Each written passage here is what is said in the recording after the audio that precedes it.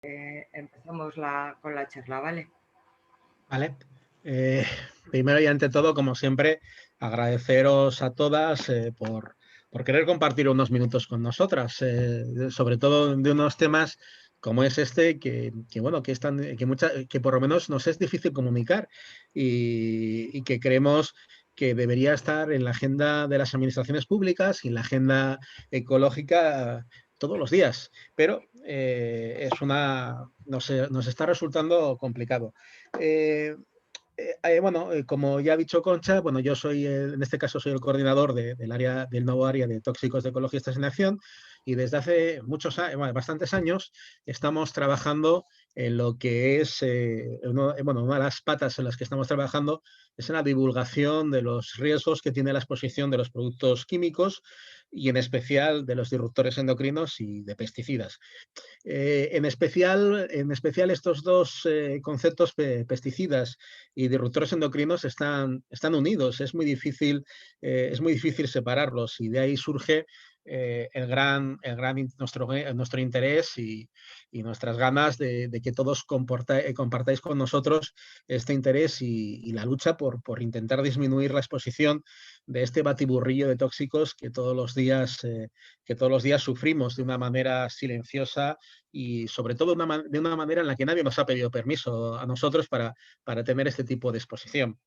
La idea que tengo de la charla, también, bueno, primero también quiero agradecer mucho a las personas, a la persona o personas del otro charco de América que se hayan unido a nosotros en este tipo de charlas. Solamente expresar mi gran agradecimiento.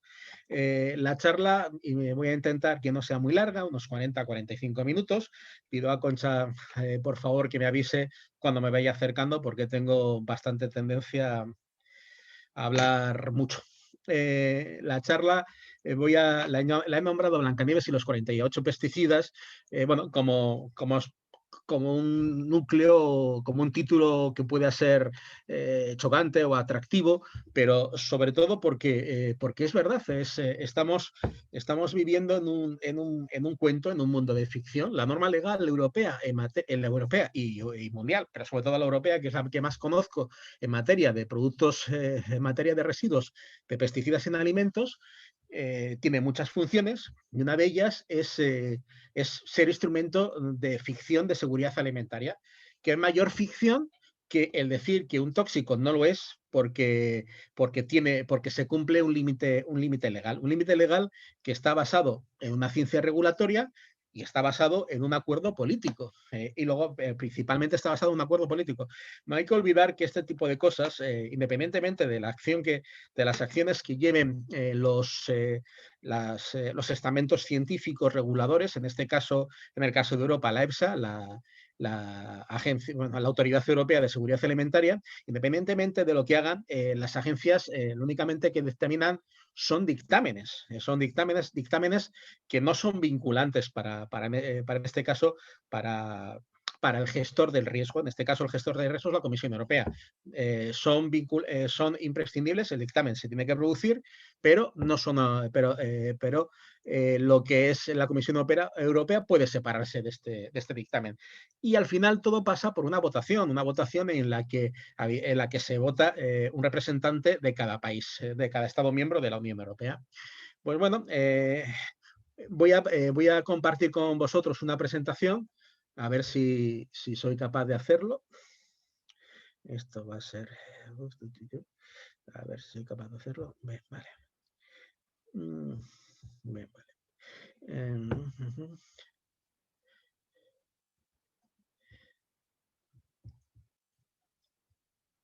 Concha, ¿me puedes decir si se está viendo la presentación? No, no se ve, Coldo. Vale, Ahora sí. vale, ahora sí, ¿no? Ahora sí. Bueno, Pues a lo que habíamos dicho, Blancanieves y los 48 pesticidas. ¿Por qué 48 pesticidas? Porque según el último estudio obligatorio que tiene que hacer, en este caso AESA, la Agencia Española de Salud, Salud Alimentaria y Nutrición, se hacen todos los años unos estudios sobre los residuos de plaguicidas con 2 años de retraso. Esto es así porque lo marca la legislación europea. Entonces, si bien AESA todavía no ha sacado su resumen anual, el resumen del año 2019, a petición nuestra nos proporcionó la base de datos, unas 300.000 filas de analíticas y 48 pesticidas porque cuando miramos el alimento con más pesticidas, el grupo de alimentos con más pesticidas dentro de las piezas que se hayan analizado salen las manzanas. En las manzanas analizadas en España en el año 2019 se descubrieron 48 pesticidas. El subtítulo que le he puesto es la manzana de la madrastra, lógicamente la madrastra de Blancanieves en tiempo de coronavirus, porque aparte de esta exposición a pesticidas, a otro tipo de químicos, tiene consecuencias directas como iniciador de este tipo de zoonosis, como la que lamentablemente estamos sufriendo todos y todas, y también tiene que ver con una precarización del estado de la salud en el que este tipo de tóxicos pueden estar precarizando nuestra salud, sobre todo a grupos vulnerables físicamente y también económicamente, y produciendo en este tipo de grupos pues unas peores perspectivas de recuperación de la enfermedad. Bueno, estos son los hermanos Grimm, y los hermanos Grimm entre 1812 y 1815 pues lanzaron los famosos cuentos que todos estamos ya 1000 veces acostumbrados a haber oído, pues sobre todo por unas veces por esa transformación dulce que hizo la Disney. Pues la manzana de Blancanieves, la manzana de los hermanos Grimm, pues, con toda seguridad, para cumplir su función, estaba envenenada, pero nada más. La misma manzana en España en 2019 también, lógicamente, debería haber estado envenenada para que tuviese el efecto, pero a diferencia de la manzana de principios del siglo XIX, una manzana comercializada en España podía haber tenido uno o varios de los 36 plaguicidas detectados en las manzanas analizadas. ¿Por qué digo 36 plaguicidas? Porque mientras que en la Excel de AESAN aparecen 48 pesticidas, hemos tenido que ir quitando pesticidas, porque muchos de los pesticidas que aparecen en esas tablas se repiten porque aparecen en inglés, aparecen en castellano, aparecen con acento, aparecen sin acento, y al final los 48 plaguicidas se quedan en 36, que aún así siguen siendo una barbaridad de plaguicidas. En esos 36 plaguicidas que podían estar presentes o que han podido estar presentes, una manzana española comercializada en el año 2019 con datos oficiales, 10 de estos plaguicidas son plaguicidas no autorizados, son plaguicidas no permitidos por la legislación europea y que en principio, a priori, parece lógico que cuando un plaguicida está prohibido, no se usa, y como no se usa, no tiene que aparecer en un alimento. Como veremos, esto no es así. Y esto no estamos hablando de fraude ni de ilegalidad. Estamos hablando de una legislación que lo permite, que llega a que primero confunde al lector, confunde al consumidor y permite que plaguicidas no autorizados estén presentes en alimentos. 22 de estos plaguicidas están considerados como disruptores endocrinos. Perdonar porque si repito lo que todos conocéis, pero ¿qué es un disruptor endocrino? Una pequeña explicación: un disruptor endocrino es una sustancia que altera el normal funcionamiento del sistema hormonal. Esto, dicho así, pues no puede parecer especialmente grave, pero es muy importante porque ese sistema hormonal es el que regula el crecimiento y entre otras cosas, el que regula el crecimiento y el desarrollo de un ser vivo.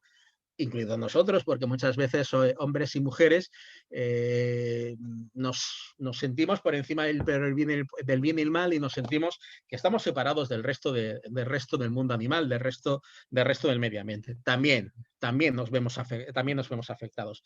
Estos disruptores endocrinos tienen una serie de características toxicológicas que los hacen especialmente preocupantes. Una de las características es que rompen el paradigma de Paracelso, ese paradigma que muchas veces todas hemos escuchado, de que la dosis hace el efecto, de tal forma que cuanto mayor dosis de un veneno tomemos, más peligroso este es, y que llega un momento dado que cuanto menor dosis es, llega un momento dado que no produce un efecto visible, que es inocuo.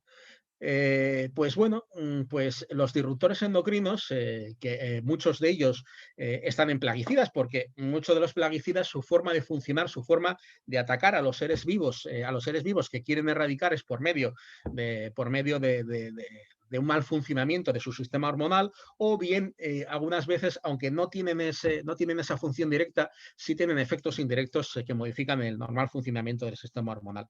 Pues bueno, pues estos disruptores endocrinos funcionan a muy bajas concentraciones, a concentraciones que muchas veces no son consideradas por la toxicología oficial. También tiene una serie de características que lo diferencian del paradigma de Paracelso. Por ejemplo, el paradigma de Paracelso en este aumento de concentración y efecto, a mayor concentración, mayor efecto, en el caso de disruptores endocrinos se está viendo que no tienen una distribución lineal, que por ejemplo a veces puede tener una distribución en forma de U o de U invertida. En el caso de una U, pues veremos que el máximo efecto se puede producir a dosis muy bajas y a dosis muy altas, no produciéndose efectos visibles en dosis intermedias, y con una U invertida sucede lo contrario, pero dan resultados paradigmáticos contrarios a lo que es la toxicología oficial. Otro de los efectos que tiene, y es de bastante importancia, que los disruptores endocrinos lo que llaman es que no es tan importante dónde nuestro código genético, es decir, de nuestra herencia genética, sino es muy importante nuestro código postal. El código postal en el caso de los disruptores endocrinos, no nuestro, sino inclusive de nuestros padres y abuelos, es importantísimo. ¿Por qué? Porque los disruptores endocrinos funcionan en ventanas de exposición. No funcionan por oportunidad de tiempo, en momentos específicos del desarrollo. En esos momentos específicos del desarrollo, cuando un feto se está desarrollando, cuando una niña está haciéndose en ese recorrido en el que se va haciendo adulta, en estos momentos es cuando, en esas ventanas de exposición, es cuando más importancia tiene. ¿Y por qué es importante el código postal? Porque se está viendo poco a poco cómo ese fondo tóxico que todos tenemos y que cada vez hay más, y cada vez el fondo tóxico es cada vez mayor, cada vez mayor, se transmite hasta la tercera generación de madres, sobre todo de madres a hijas, y también se están viendo que se están produciendo efectos epigenéticos, modificaciones en la forma en que se expresan los genes que llegan hasta la quinta generación. Esto no se vio en un pesticida, pero se vio en un medicamento que se aplicó a mujeres en los años 70, mujeres estadounidenses, sobre todo estadounidenses en los años 70, para evitar mareos en el embarazo.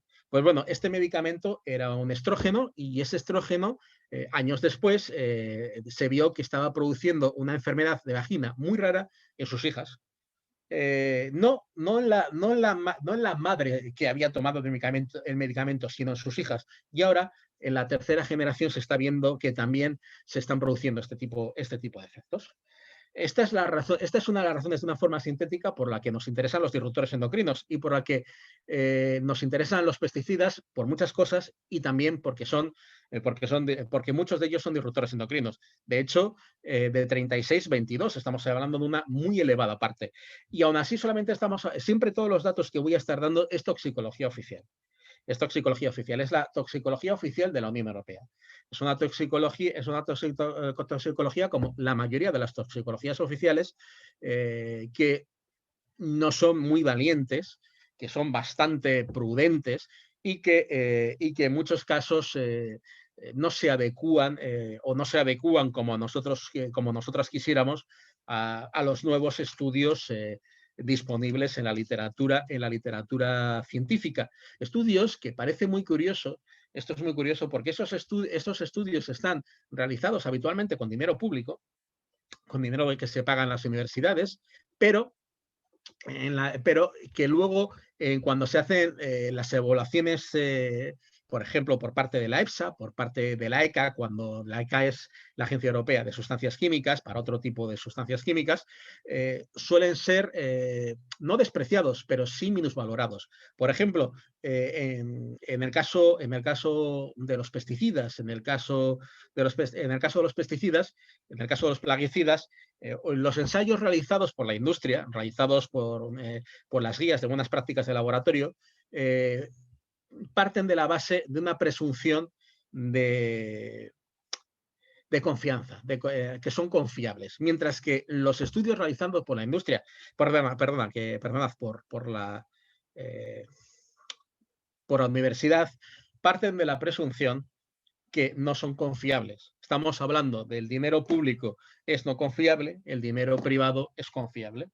Es confiable. Pues esto así no quedamos. Dentro de estos 36 plaguicidas que se han visto en las manzanas analizadas en el año 2019, pues hay pesticidas no autorizados como el carbendazim, que está considerado como mutagénico 1B, es decir, hay pruebas de que es mutagénico en seres humanos, pruebas en animales, y también está considerado como tóxico para la reproducción 1B. Es decir, que lo mismo decimos, se tiene certeza de que es tóxico para la reproducción en pruebas realizadas en animales. Esta clasificación 1B es suficiente para que esta sustancia no esté autorizada, pero esta sustancia se sigue encontrando en los alimentos españoles.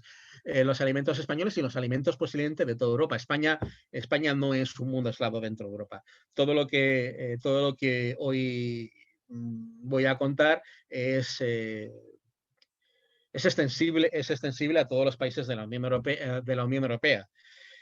Pues bueno, el, esto, lo que he dicho para el carbenzadín, pues se puede aplicar también para el captán, que aparece, que es carcinógeno 2, para el manet, tóxico para la reproducción 2, para el mancozeb, tóxico para la reproducción 2, etcétera, etcétera, etcétera. Estamos hablando de algunas sustancias que tienen un elevado perfil toxicológico dentro de aquello que está considerado a nivel oficial.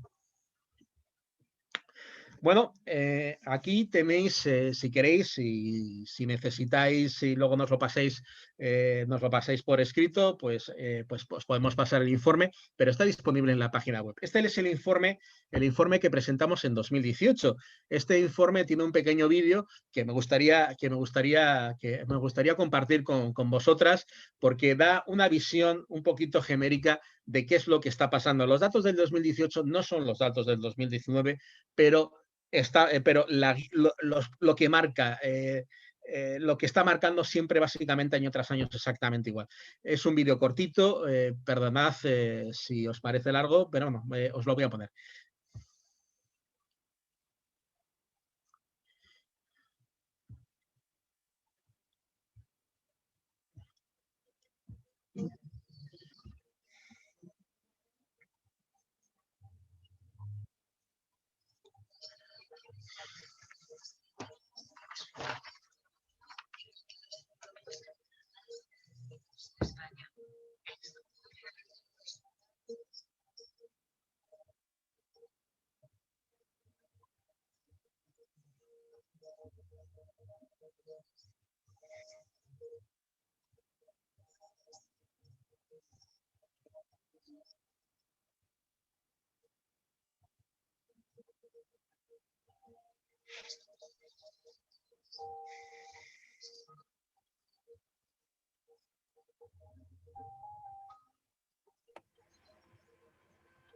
Coldo, perdona, tenemos problemas con el audio, no se oye.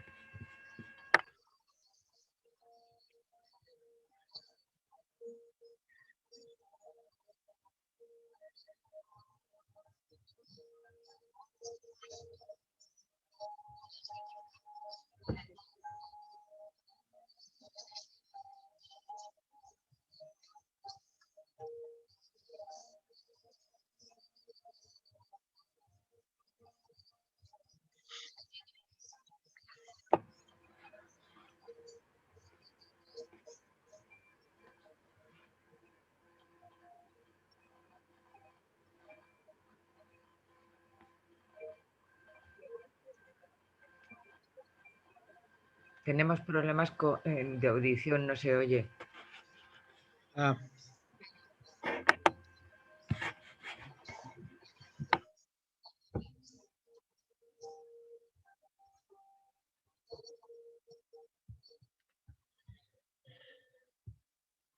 bueno, corto porque me está diciendo Concha de fondo que le estaba escuchando, que no se oye, pero bueno, esto es un poco el panorama. Ya creo que habrá quedado visto que esto no es una cosa de manzanas, esto es una cosa del sistema productivo europeo, del sistema productivo español. Es un sistema productivo altamente industrializado, podemos hablar casi de agricultura industrial, en el que es muy dependiente del uso de agrotóxicos, del uso de pesticidas y otro tipo de tóxicos.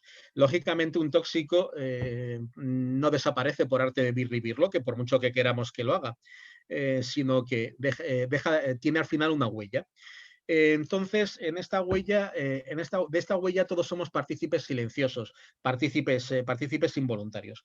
Nosotros y nosotras podemos sufrir las consecuencias de esta exposición no permitida por nosotras a sustancias químicas, y a la vez somos los pagadores. O sea, somos los pagadores de las consecuencias, somos los pagadores de las consecuencias al medio ambiente, somos los pagadores de las consecuencias a la salud pública, somos los pagadores de los gastos que tienen las seguridades sociales de todos los países de la Unión Europea. Este gasto que se hace a escote, que se hace entre toda la ciudadanía, lógicamente no tiene su equivalente en el reparto de los beneficios. Los repartos de los beneficios se hacen entre los accionistas de las compañías privadas, pero las consecuencias, lo que se llama externalidades, lo pagamos todas. Bueno, aquí os quiero poner un juego de perspicacia. Encontremos las diferencias. Vemos dos manzanas preciosas. De hecho, es una misma manzana. La foto está sacada dos veces. Son unas manzanas, es una manzana, pues me imagino que el fotógrafo la puso con estas gotitas de agua porque es una manzana muy mona. Pero ¿cuál es la verdadera diferencia entre las dos manzanas? Pues que hay una manzana ecológica, de producción ecológica, que según las manzanas que analizó AESAN en 2019 no contiene ningún plaguicida, y la manzana de producción convencional, como ya os he comentado, puede contener uno o los 36 plaguicidas diferentes que se detectaron.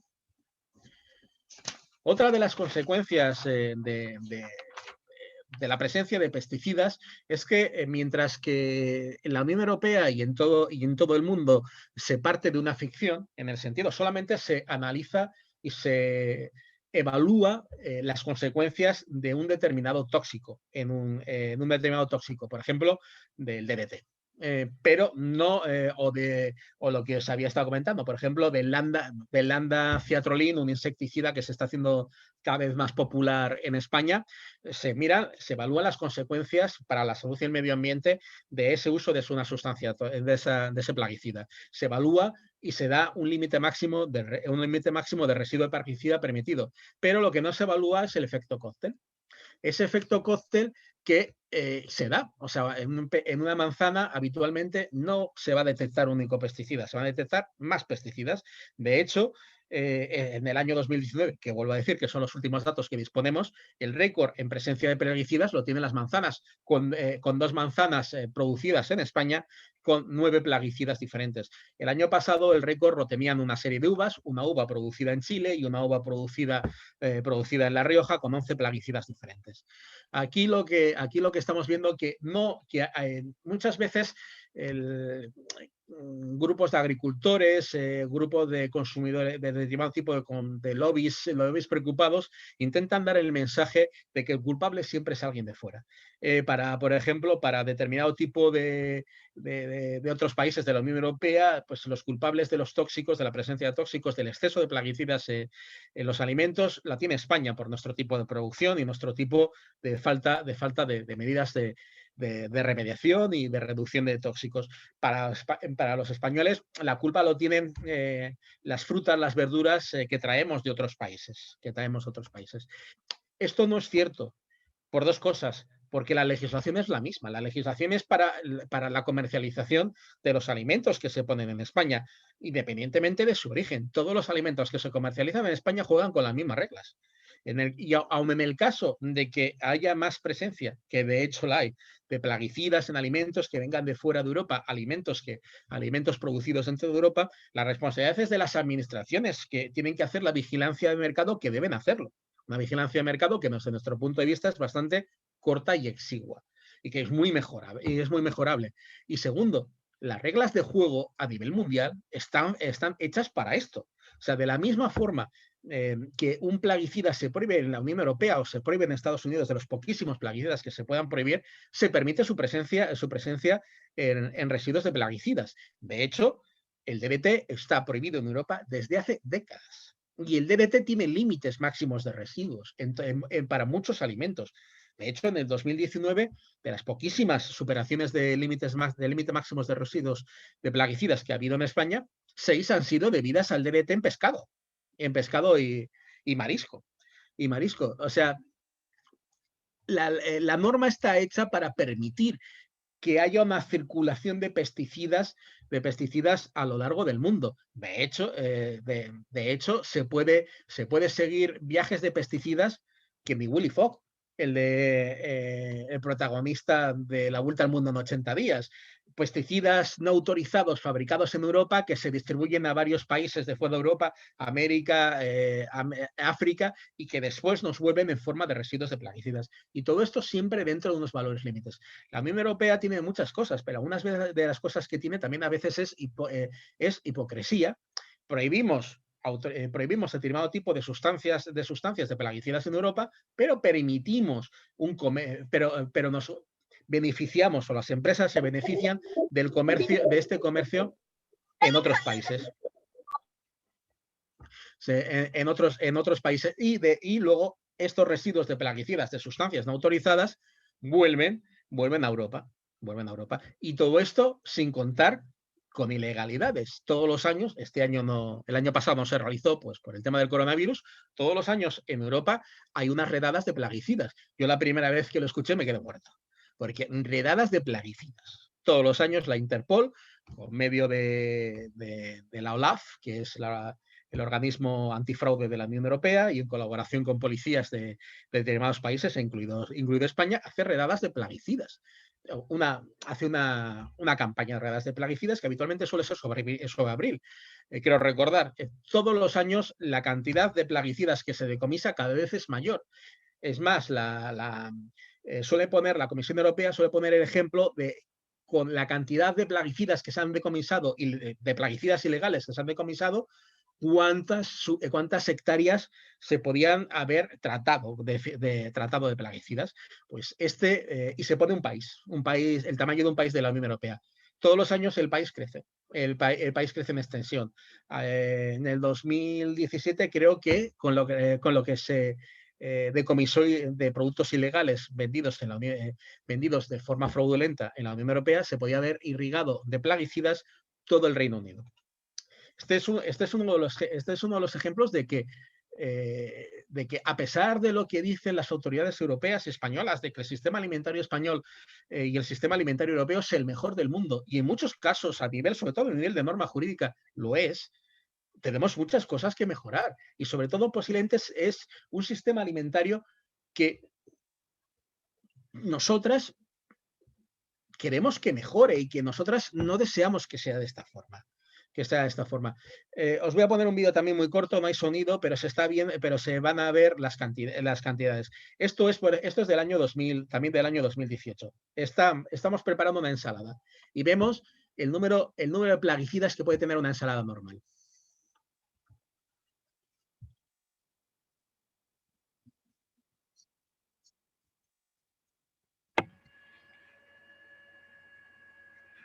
No se escucha, ¿eh? No hace falta. Aparte, hacedme caso, mejor que no se escuche. Pero se ven los pesticidas que parecen, ¿no?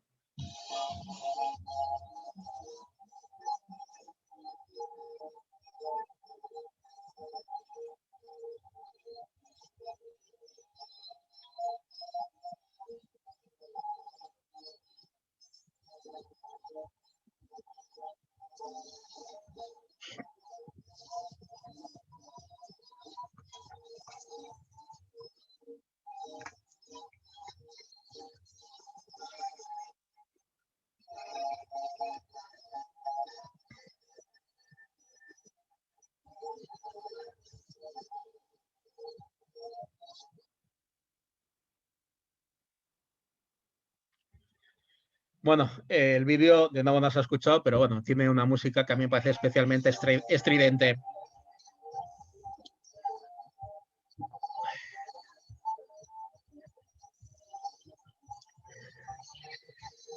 Espera un momento.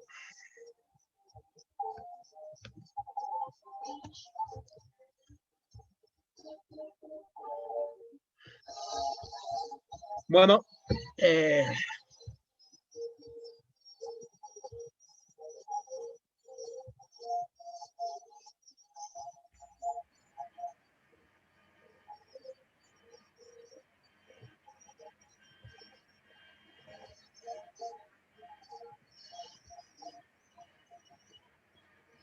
bueno, volvemos a lo mismo, que es que me ha vuelto a sonar el vídeo y la música es que me la aguanto. Bien.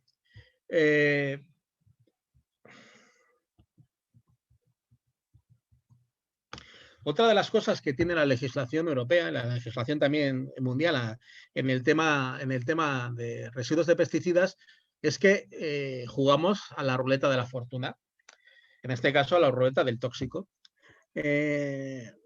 Habitualmente el grado de incumplimiento de un límite máximo de residuos en España se suele situar sobre el 2%. En este año 2019 posiblemente va a ser bastante mejor, va a ser del 1%, mientras en Europa se sitúa por encima, entre el 3 y el 4%. Siempre es muy curioso porque España habitualmente tiene la mitad de incumplimiento que el resto de Europa. Es curioso. Posiblemente es que igual es una de las razones que los agricultores españoles pues lo hacen mejor que los agricultores del resto de Europa.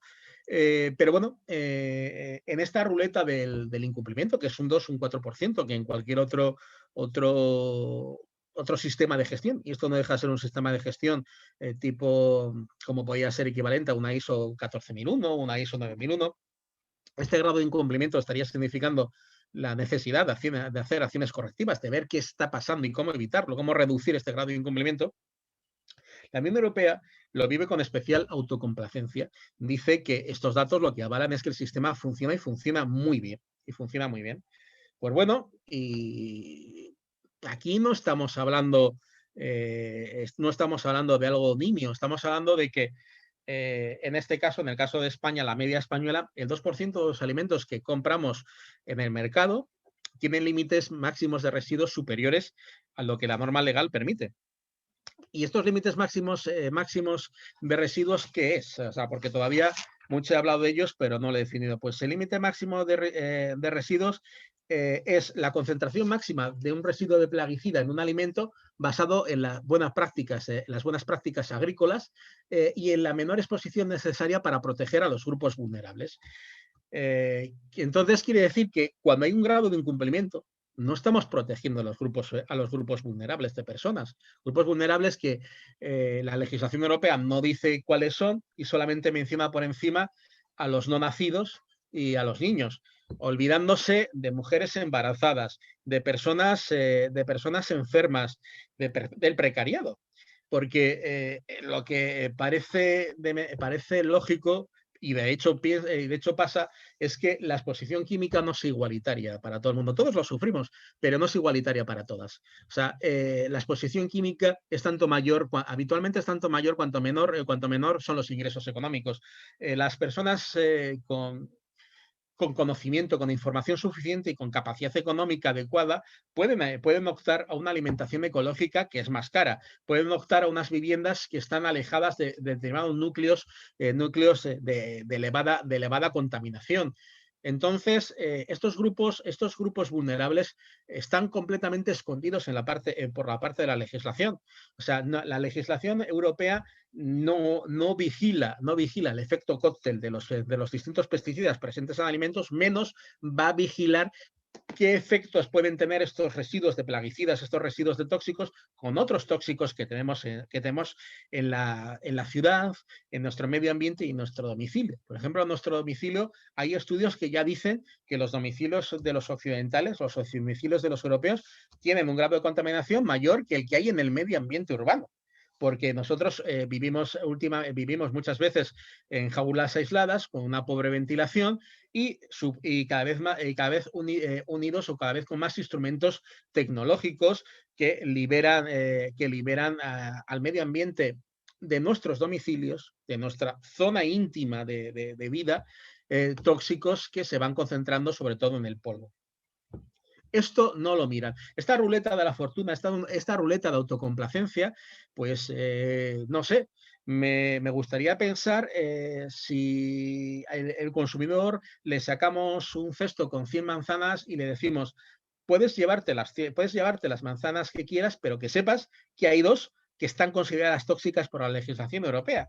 Pues igual el premio por comerse una manzana no sería suficiente acicate para optar a este riesgo.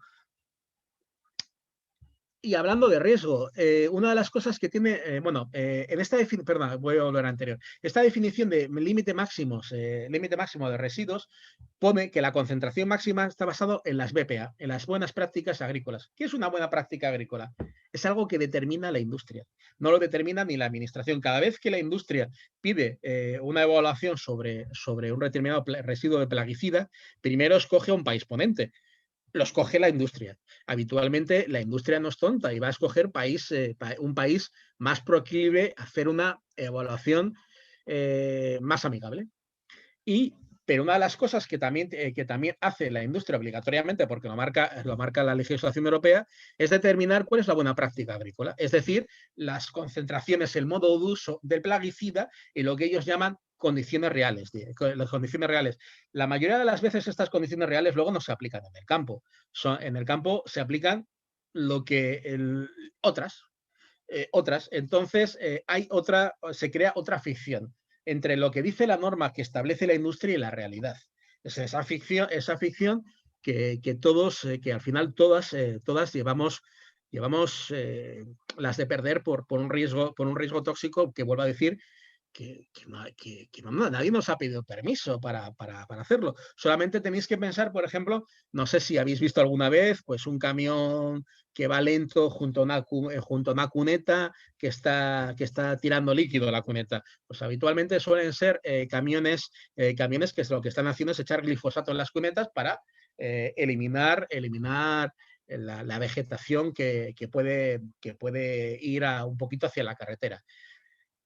Estas condiciones de aplicación del glifosato, por decir un ejemplo, probablemente están en contra de las buenas prácticas agrícolas, pero son las prácticas habituales de aplicación de este tipo de producto, de este tipo de producto. Entonces aquí ese tipo de ficción que se está generando, al final, pues todos somos sufridores de ella. Bueno, y ahora pasamos a lo que es la manzana de la madrastra en tiempo de coronavirus. Esto es una serie de imágenes hechas por los compañeros de biodiversidad, de Ecologistas en Acción, los compañeros y compañeras que el año pasado y este año fue nuestra campaña confederal, es decir, la campaña estrella de Ecologistas en Acción. Pues una de las cosas que sacaron, que es sobre la campaña sobre la pérdida de biodiversidad, una de las cosas que sacaron es evidencia científica cada vez más aplastante de que determinado tipo de cuáles son las causas de la zoonosis, como puede ser la actual. Lógicamente, en procesos complejos y tan complejos como este, no es posible determinar una única causa. Lo que sí se está viendo que hay una serie de causas principales, serie de causas principales que está sobre todo ligadas a cambios de uso del terreno y al uso de agrotóxicos, al uso de lo que es la agricultura intensiva. En ambos casos, en el tema de cambio de usos de terreno y la agricultura intensiva, los pesticidas tienen un grado de presencia. Y a la vez que una de las causas más importantes de este tipo de zoonosis, como la que estamos sufriendo, es debida a o puede ser debida al uso de plaguicidas, también hay cada vez más evidencia de que la exposición diaria a químicos, a determinado tipo de químicos, muchos de ellos disruptores endocrinos, lo que hacen es disminuir, debilitar nuestro sistema inmunitario, lo cual nos hace más susceptible a la enfermedad y que podamos tener consecuencias más graves a los efectos de este tipo de enfermedades. Todo esto lo que nos hace es urgir a que debemos cambiar nuestro modelo, a que debemos cambiar nuestro modelo por un modelo mucho más amigable para el medio ambiente, mucho más amigable para nosotras mismas. Un modelo productivo de alimentos que sea menos dependiente del uso de agrotóxicos y sobre todo que la alimentación no sea una ruleta. ¿Qué hacer? Pues bueno, aquí hay una pequeña buena noticia. Abajo tenéis el enlace a lo que sería nuestro blog se llama Libres de Contaminantes Hormonales. Todas las semanas publicamos información sobre tóxicos. Está a vuestra entera disposición.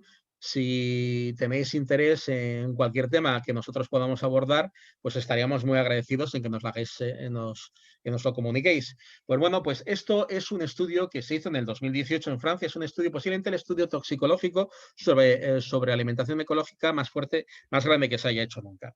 Se hizo durante muchos años y sobre un volumen de voluntarios muy importante, más de 70.000. Pues bueno, como siempre estamos hablando de enfermedades multicausales, de que es muy difícil determinar cuál es el origen de la enfermedad, cuál es el origen del cáncer. Lo único que se vio es que el consumo de alimentos ecológicos de una forma habitual reduce el riesgo de cáncer, de contraer el cáncer.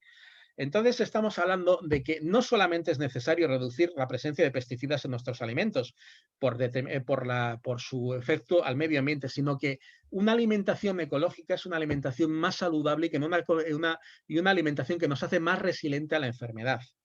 Lógicamente, vuelvo a decir, se tienen que hacer muchas pruebas, se tienen que hacer muchos estudios, pero los estudios, las pruebas que se quieren hacer de más, nunca deben impedir que las administraciones hagan lo que tengan que hacer, que es su labor, que es proteger la salud y el medio ambiente, reducir la exposición de tóxicos, proteger a hombres y mujeres, niños y niñas, nacidos y no nacidas. Otra de las cosas que podemos hacer, esto está limitado en este caso a ciudadanos de la Unión Europea, sobre todo a ciudadanos españoles, en este caso a ciudadanos españoles, es apoyar la iniciativa ciudadana europea Salvemos a las abejas y a los agricultores y agricultoras. Esto es una ciberacción en el que lo que se pretende hacer es recoger 1 millón de firmas. En este caso se necesitan 40.500 firmas en España. ¿Para qué? Una vez cogidas las 40.500 firmas en España y el 1 millón de firmas a nivel de la Unión Europea, esto obliga a la Comisión Europea a tener un diálogo sobre la reducción de plaguicidas. La iniciativa posiblemente es muy ambiciosa y loado sea lo ambiciosa que sea. Bueno, me pongo aquí la diadema de abejas, que es la que me había traído para ponerla, ya que he ido al colmado China y me la he comprado, voy a lucirla. Sí, ya sé que quedó bonito. Bueno, a lo que vamos. Esto lo que no va a producir que la Comisión Europea que la Comisión Europea implemente leyes de eliminación de los pesticidas, aunque se pide la eliminación de todos los pesticidas. Pero sí lo que va a obligar es que haya un diálogo fructífero, no es un diálogo fructífero con la Comisión Europea. No es lo mismo dialogar con la Comisión Europea sin la presión ciudadana, sin un amplio apoyo ciudadano a medidas de reducción de tóxicos que sin ese apoyo. Por eso, aquí tenéis el enlace de Ecologistas en Acción, podéis utilizar cualquiera de los enlaces que hay. Simplemente tecleáis Iniciativa Ciudadana Europea, Salvemos a las abejas, a los agricultores, y os salen varios enlaces de las distintas organizaciones españolas que estamos trabajando este tema. Lógicamente, os animo mucho a que lo firméis vosotros y a que lo divulgáis. En España está costando muchísimo conseguir firmas, de hecho no llegamos a las 11.000 y esto nos debilita, porque si no somos incapaces de coger 40.500 firmas, eso también nos debilita cara a la Administración Europea y a la española. Al final, parece que esto es una cosa de 3 zumbados y 3 zumbadas. Y es una cosa que no es así, es una cosa que depende de todos. Depende de todos. Lo que estamos jugando es un medio ambiente, el medio ambiente que queremos nosotros vivir, un medio ambiente menos tóxico, un medio ambiente más amigable para todos. Y sobre todo un medio ambiente que deje de ser hipócrita y que no exporte externalidades. La Unión Europea exporta muchos productos y exporta también externalidades a otros países que nos producen alimentos. Nosotros a esos países, aparte de que esos países nos exporten alimentos, nosotros les exportamos pesticidas. Nosotros favorecemos ese modelo por mediación de leyes, favorecemos ese modelo de circuito universal de plaguicidas. Por último, y ya volviendo al cuento de Caperucita, no necesitamos príncipes azules. Aquí he sacado, esta foto fue todo un éxito. Aquí me imagino que igual será una telenovela en que se solicita un príncipe azul. No necesitamos príncipes azules como del cuento, y menos un príncipe azul como el de Blancanieves, que tenía una afición un poquito enfermiza por la necrofilia. No olvidemos que se enamora de Blancanieves, que supuestamente estaba muerta, y la besa. No necesitamos príncipes azules y menos príncipes azules necrofílicos. Necesitamos ciudadanos y ciudadanas que conscientemente exijamos a nuestros gobiernos un medio ambiente mucho más limpio, una reducción de la exposición a químicos, una apuesta por otro tipo de alimentación. Y sobre todo necesitamos que la alimentación sea la alimentación en cantidad y en calidad, posiblemente, y afortunadamente en Europa, la alimentación en cantidad, en la mayor parte de los casos, no es un problema, pero en calidad sea un derecho universal, sea el derecho universal que proclama la Declaración de los Derechos de las Naciones Unidas, declaración que hemos firmado todos los países europeos y la mayoría de los países del mundo. El derecho a la alimentación, a una alimentación de calidad libre de tóxicos, no es una cuestión de economía, no es una cuestión de bolsillo, es una cuestión de derechos humanos, es una cuestión inherente al ser humano, no inherente a la cartera. Pues bueno, ya que veo que más o menos me he alargado más de lo que yo pensaba, pues si me permitís, doy por terminado la charla y quedo a vuestra entera disposición para intentar resolveros aquí las cuestiones que tengamos o simplemente dialogar, porque aquí la mayoría de la gente que está es gente que con tanta probabilidad sabe muchísimo más que nosotras. Entonces, podemos establecer un diálogo, pero un diálogo corto, porque el tiempo nos come. Muchísimas gracias a todas y sobre todo muchísimas gracias por compartir vuestro tiempo con nosotras. Ha sido un grandísimo placer. Muchas gracias, Koldo. Una vez más nos has puesto los pelos como escarpias recordando la indefensión que tenemos en manos de quienes estamos y lo poco que cuidan de nuestra salud y de nuestro medio ambiente. Si os parece, pedís la palabra escribiendo a través del chat palabra y vamos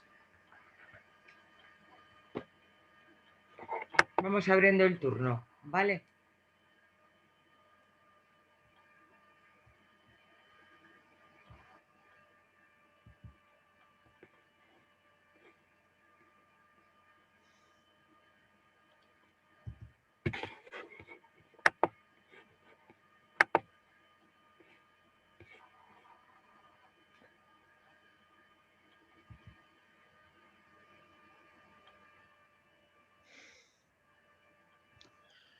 Bueno, pues lo que me voy a situar, muchísimas gracias a todas. Es que no ha sido más que un placer. Vale, todos los vídeos, todo está a vuestra disposición en la página, en el YouTube de Ecologistas en Acción. Si necesitáis cualquier tipo de información, no dudes en contar con nosotras. Muchas gracias a personas como Aline desde Brasil. Y como ha dicho Malena, el Códice Alimentario, Códices Alimentarios, que por sí, que la legislación europea se basa en el Códice Alimentarios. O sea, es que es así. Es así. O sea, no, la legislación europea no es tan original. El Códice Alimentario es una de las cosas que fomenta es que haya este circuito de pesticidas. Por ejemplo, en la Unión Europea se parte de una presunción, por ejemplo, que el DDT prohibido hace 40 años tenga su límite máximo de residuos permitido. Y en muchos casos, sobre este tema se le preguntó a un antiguo comisario de salud alimentaria, de salud en seguridad alimentaria de la Unión Europea. Él dijo que estaba muy bien puesto el límite máximo de residuos porque de esa forma es que se trata, como el DDT, de residuos de plaguicidas persistentes que se encuentran en el medio ambiente, y de esa forma es que no se pueden eliminar. No se pueden eliminar y se tienen que ir reduciendo por ciencia infusa, poco a poco. Entonces es para favorecer que haya mercado. Pues bueno, esto es una opinión derrotista total. Y porque, bueno, y es más, hasta en un momento dado le compro la explicación. Vale, el DDT es un compuesto orgánico persistente y lamentablemente ahí está para quedarse. Pero hay muchos pesticidas prohibidos en la Unión Europea que no son compuestos orgánicos persistentes y tienen ahí su límite máximo de residuos. Y la única solución y explicación que tengo para este tipo, por qué están, es porque de esta forma se favorece un comercio mundial de plaguicidas, tanto de sustancias activas como de alimentos.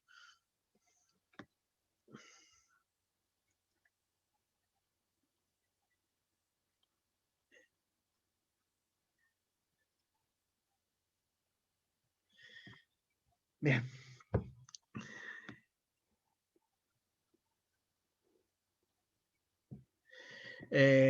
No sé quién es Ali Gurgel, pero ella dice: la crítica a los límites de la toxicología hegemónica es urgente. Los límites de seguridad de exposición no protegen, especialmente para los grupos más vulnerables. Toda la razón del mundo. En principio, por ejemplo, la legislación europea, como os he comentado, no dice que es un grupo vulnerable y al final lo limita a grupos de edad, niños, ancianos, a veces, pero hay muchos más grupos vulnerables. Hay muchos grupos vulnerables que en la mayoría de los casos están muy unidos al precariado, muy unidos a una falta de ingresos. Aquí está diciendo, pues como en Cuba y en otros países se fumiga desde avionetas glifosato, y estoy convencido que a los sitios donde cae hay una diferenciación económica importante. Habitualmente no suele caer el glifosato. No creo que suele caer el glifosato en barrios de gente muy adinerada. Estos límites de exposición no protegen. Aparte son irreales, son ficticios. Por ejemplo, hace un año hice un trabajo sobre este tema y al final lo que decía es que ¿cuál es la verdadera función de los límites máximos de residuos? Una función simbólica. Los límites cumplen la función simbólica de desintoxicación de la sociedad, ya que son el instrumento que permite, o al menos pretende hacerlo, tranquilizar contra la toxicidad de los pesticidas. ¿Qué mejor forma de negar su peligro que establecer unos límites con apariencia científica que indiquen que un veneno no lo es? Lógicamente urge modificar el reglamento, urge modificar las leyes, urge modificar todo. Sí, esta función simbólica lo único que hace es perpetuar todo, y sobre todo lo que hace es perpetuar unos organismos científicos evaluadores que parten de la presunción de la veracidad de la ciencia, de la sacra ciencia actual. Pues bueno, pues estos organismos evaluadores son los que Sheila Hasanoff definió en los años 70 como ciencia regulatoria, es decir, no hacen verdadera ciencia. Lo único que hacen es discriminar el bien y el mal, dar puntuaciones a pesticidas, puntuaciones a tóxicos para permitir que un tóxico o no entre dentro del mercado. Lorenz, de Amigo de la Tierra, me dice que qué opino sobre la estrategia biodiversidad y la estrategia de la Farm to Fork, de la granja a la mesa. Estas dos estrategias convergen en un punto en concreto. Se pretende la reducción de los pesticidas al 50% en cantidad y de los pesticidas más tóxicos al 50% también. ¿Qué es lo que opino? Pues que es una buena idea y que de verdad que me gustaría que se realizase, pero es una estrategia, no tiene ningún tipo de vínculo legal, o sea, no es exigible legalmente y lo importante va a ser cómo se vaya a desarrollar. O sea, cómo esta estrategia después se va a implementar en leyes. Veamos si esas leyes luego son efectivas y realmente son efectivas para la reducción del 50%.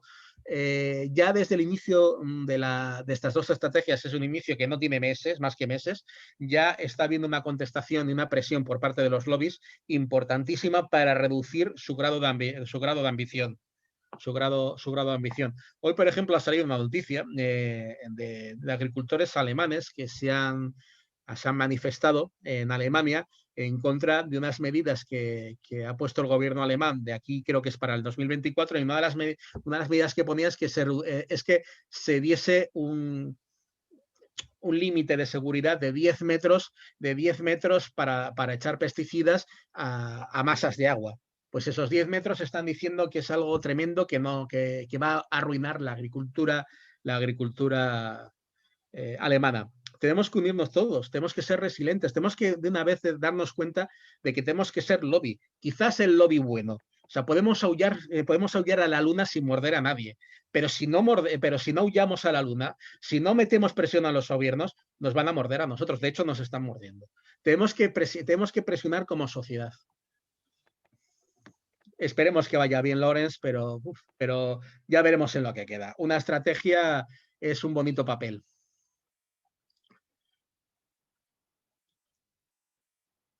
Lo mismo que me estás hablando de los límites de exposición seguros, Aline, me dices, Aline, de los límites que me estás diciendo de exposición seguros, opino exactamente igual que tú. No hay límites de exposición seguros, como por ejemplo, para una sustancia clasificada cancerígena en la Unión Europea se considera que no tiene un límite de exposición seguro.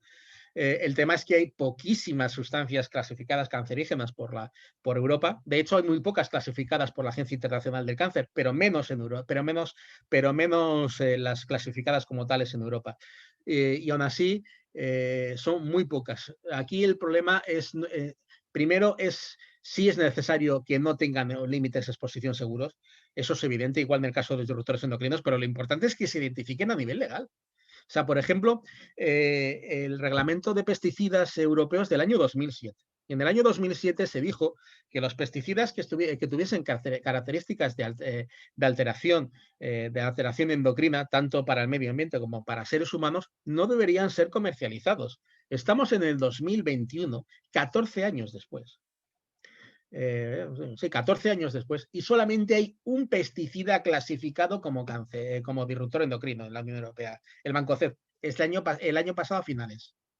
Uno, si este es el ritmo, para llegar a esa clasificación bastante blandita de la Unión Europea, que creo que era de 84 pesticidas en los que había cierto grado de evidencia que son disruptores endocrinos, al ritmo que vamos, en el año, dentro de un siglo, todavía no se habrá alcanzado. 14 años para una sustancia es un ritmo, digamos que un poquito flojo.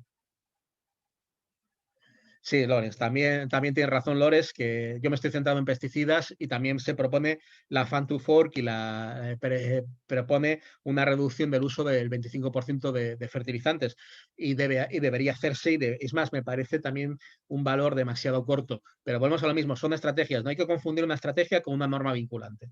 No son normas vinculantes y ya veremos en qué queda. Estas normas luego van a tener que ir a modificar toda la panoplia de normas europeas. España tiene tiene mucho que decir a nivel de esas reuniones importantísimas que hay en la Comisión Europea, pero España, como el resto de los países europeos, no tiene soberanía en régimen de pesticidas. Eso es todo de la Unión Europea.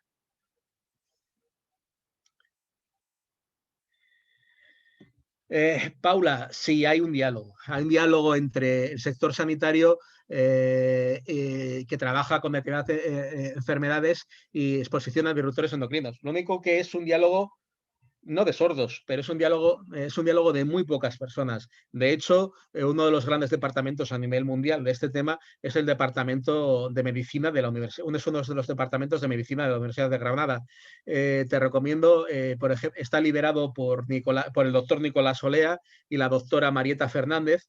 Tiene muchos vídeos publicados en YouTube porque son gente entregadísima a la divulgación de su mensaje, de la necesidad de la reducción de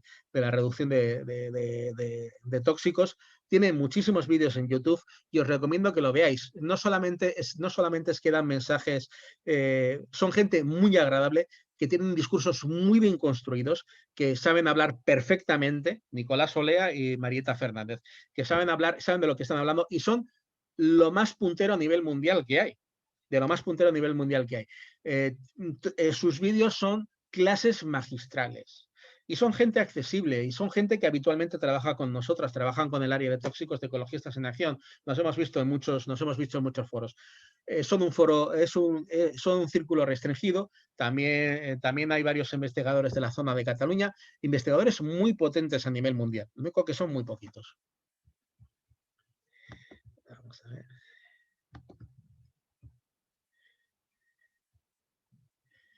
Vamos a ver. Vale.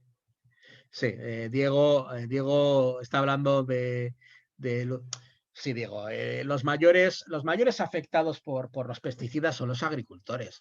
O sea, primero es la sociedad en su conjunto, pero los agricultores especialmente. O sea, la cantidad de la exposición tóxica que tienen los agricultores multiplica por varias cifras a la exposición que tiene el resto de la sociedad. Pero en muchos casos, salvo quizá el caso de Francia, que me suena más, hay un verdadero desconocimiento por parte del sector sobre la toxicidad de estos productos, por mucho que hagan cursos obligatorios, patatín y patatán, hay un verdadero desconocimiento y sobre todo es que los agricultores llevan años trabajando de esta forma. Para ellos es su forma habitual de trabajar, es lo que conocen, pero hasta el extremo de que, por ejemplo, en Francia, el Alzheimer está considerado como enfermedad profesional para agricultores por la exposición a pesticidas. Eso ni de lejos se pasa en España y solamente de pensar lo que pueda pasar en España me dan vueltas la cabeza y otra parte del cuerpo. O sea, el uso seguro de un tóxico es no usarlo, pero si hay que usarlo, hay que ser muy prudente. Y al final es algo que podemos estar mejorando, pero nunca se mejora a nivel suficiente. Rafael me pregunta sobre espacios urbanos y tal, y me habla del Real Decreto 1311-2012. El Real Decreto 13-2012 es una transposición de la Directiva Europea de uso sostenible de plaguicidas. Es una directiva mejorable, pero está muy bien. Está muy bien. El problema es que habrá pocas normas europeas peor implantadas y de peor ejecución. Una de las cosas que dice la Directiva de Uso Sostenible de Plaguicidas es que los entes locales, por ejemplo, y el Real Decreto 1311 que traspuso España traspuso con una técnica muy especial que se llama corta y pega. O sea, que habitualmente España lo suele hacer bastante cuando anda muy mal de tiempo y me van a meter una multa por no haber traspuesto la norma a tiempo, y entonces hace uso del corta y pega. Entonces, prácticamente el Real Decreto 1311 y la Directiva de Uso Sostenible son prácticamente milimétricos.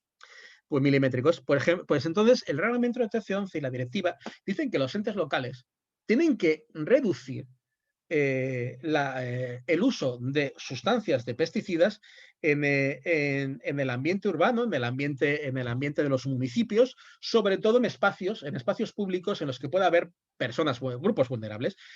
Pues hablan, por ejemplo, estamos hablando de jardines, de parques infantiles. Pues bueno, pues esto está pasando. Pues Rafael, pues como dices tú, y aparte lo dices muy bien, se lo pasan por el forro la mayoría de las administraciones españolas. Un ejemplo, el glifosato es ampliamente utilizado en la agricultura española, pero también es ampliamente utilizado por las administraciones españolas.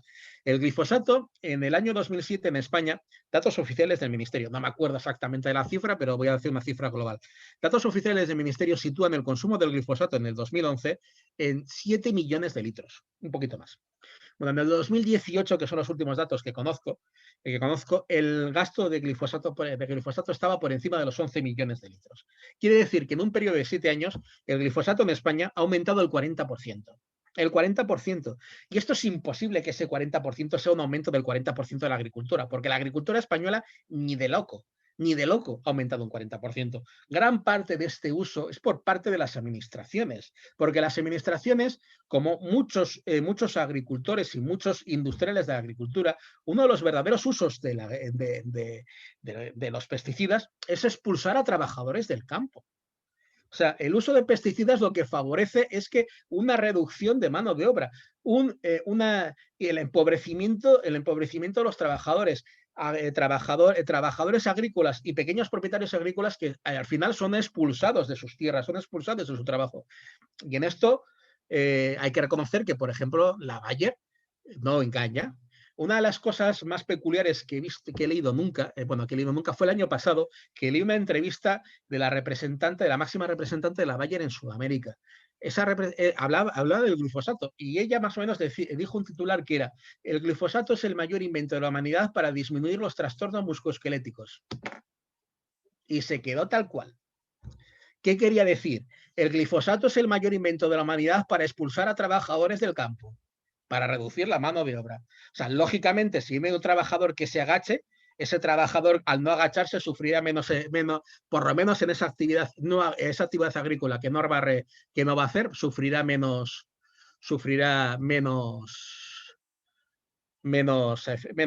trastornos musculoesqueléticos. Aina me pide la palabra y Aina, tienes mi corazón, por Dios, toda tuya, todo lo que tú quieras. Si todavía estás ahí Sí, y no claro, te has claro. desmayado con mi verborrea. No, era a raíz de un comentario que había hecho, era, a ver, no sé, ya no recuerdo quién era, Diego creo, que decía que los campesinos y las familias son los más perjudicados y paradójicamente, pues aquí tenemos unos legisladores que tienen cierta buena intención a nivel europeo, porque ya será con las estrategias que son más declaración de intenciones que otra cosa, y con parte de la legislación que están sacando, como la Directiva de Uso Sostenible de Fitosanitarios, que están intentando avanzar hacia otros modelos, y luego tenemos a las voces que parece que salen del campo defendiendo el uso del glifosato, defendiendo, porque los que han puesto el grito en el cielo en Alemania hoy y ayer son los representantes de los agricultores. Yo creo que también lo que pasa es que a nivel de agricultores y agricultoras no hay información suficiente sobre a qué están expuestos. Al consumidor pues se le puede convencer con el hecho de que no hay residuos detectables o el nivel de residuos está por debajo de cierto nivel, pero es que el que se crea que utilizando un chubasquero cuando hace la fumigación con eso ya está protegido del efecto de estos tóxicos, es que no está informado de cómo actúan. Y luego otra cosa es que hay alternativas, no es que sí o sí que no nos quede otro remedio a la utilización de estos productos, sino que ya está demostrado que en producción ecológica, en producción orgánica, como se llama en cada territorio, se puede producir igualmente alimentos de calidad nutricional superior y libres de estos tóxicos, y que además no fuerzan a la liberación al medio. O sea que hay alternativas, no es que no nos queden alternativas a esto y ya, pero que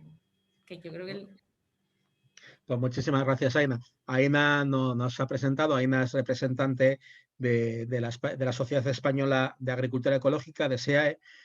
Si no les conocéis, os animo a que visitar su página web. Posiblemente son la sociedad científica española mejor informada y más formada sobre agricultura ecológica española. Y como grupo humano solamente puedo decir que son espléndidas.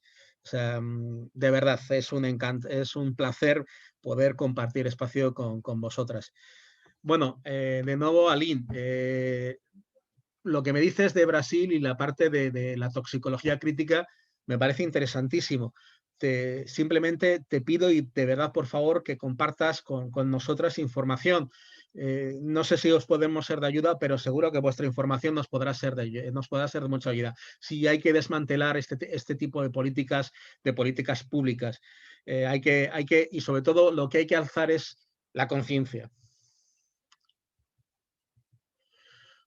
300 millones. Y yo quejándome de los 11 millones. Javier, yo quejándome de los 11 millones que se gastan en España. Es que no tengo... De verdad. Qué desmesura, qué barbaridad. Qué barbaridad. Sí, bueno, Diego, en Colombia habéis tenido ministros y nosotros tenemos un científico que dice que también tomaría cucharadas. Eso sí, mucho dicen, pero nunca les he visto. Nunca les he visto. Esperemos. Y aparte que es una falacia lo de la cucharada de agua con sal. Mira, siempre me parece una falacia por dos cosas. ¿Por qué es ciscarse la toxicología cuando se habla de grandes cantidades? Y sobre todo porque la sal, si tú te tomas una cucharada de agua con sal, primero, el cuerpo detecta el sabor de la sal y la puedes escupir o no escupir. Segundo, habitualmente tú la sal la echas de una forma más o menos voluntaria.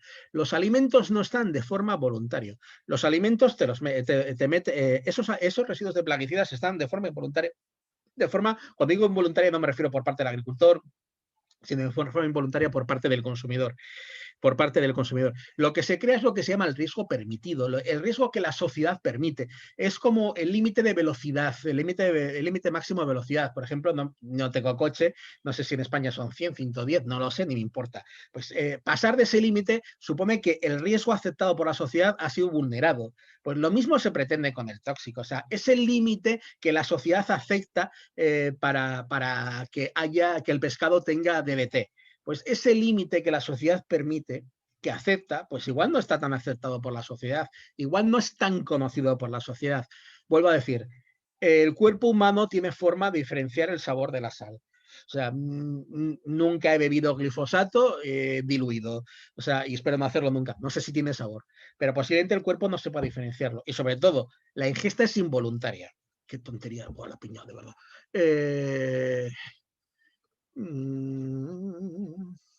Vale.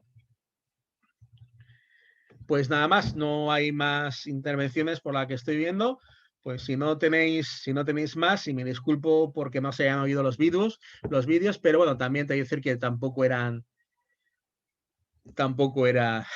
el sonido era especialmente necesario. Sí, también tienes razón, Javier, es que a Javier sí.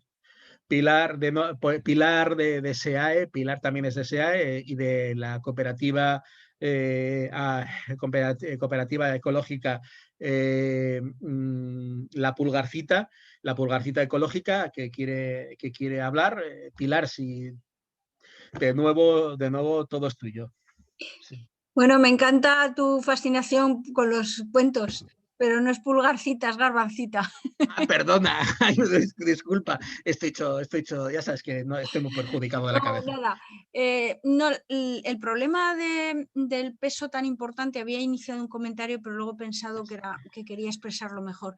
Es que la industria que vive de los químicos es muy poderosa. Entonces, mete tentáculos en todos los territorios y claro, lo que son las representantes de las organizaciones de agricultores están muy condicionados. De hecho, yo he trabajado en alguna organización agraria y cuando yo trabajaba, supongo que ahora seguirán igual, pues hacían presión sobre agricultores de cada sector para que hicieran en sus campos las experimentaciones, y aquellos agricultores que tenían en esos campos las experimentaciones, pues normalmente eran portavoces del sector de cereal, del sector de remolacha, entonces de alguna manera lo que les estaban mostrando era que era bueno, y entonces pues era muy difícil desde dentro de una organización agraria, y ahora igual, pues que haya información contrastada privilegiada para que los agricultores puedan darse cuenta. Yo creo que